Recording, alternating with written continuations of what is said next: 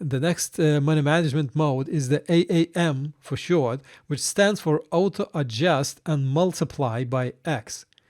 So it makes the client EA to change the lot size proportionally according to the size of the master and client accounts, like with the previously discussed AA mode, but with the AAM, it additionally can also multiply the resulting lot size by your chosen number, a multiplier, so to speak. So when the MMM is set to AAM, the client EA will use MMV parameter. It is where you can enter the lot multiplier that you want. So here's an example. Let's say we have the AAM set, obviously, yeah, and say we set the money management value, MMV, to 2.5. So if the master account is 1,000 and the client account is 5,000, like 5 times bigger, the client EA will copy 0.2 trade to the client account at the lot size of 2.5, assuming the client account have the same or bigger leverage than the master. So the client account is 5 times bigger in this example, so the lot size would become 5 times bigger too. But additionally, because we have the MMV set to 2.5, the client EA will multiply the resulting lot size of 1 for lot, which is 5 times 0.2, yeah, we get a full lot. But we multiply that additionally by 2.5, which will give the lot size of 2.5, obviously. In such a case, if the 0.2 lot trade is a 2% risk on the master account, then the 2.5 lot trade will become a 5% risk on the client account. That is because we multiply that by 2.5, yeah? And also know that with the AAM calculation mode, the client EA also takes the leverage into account and makes the lot size adjustments accordingly, yeah? Like for the protection of the client's capital, yeah?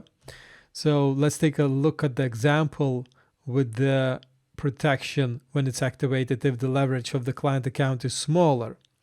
So it's like the same with the AA example we had, but this time we also multiply by 2.5. So we have the same account, master of 1,000, but leverage is 1 to 100, and the client size is 5,000, which is 5 times bigger, but we have leverage 1 to 10.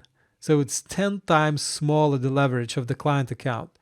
So the 0.2 lot size trade will be copied at the 0.25. So here's why. It's because the client account leverage is 10 times smaller.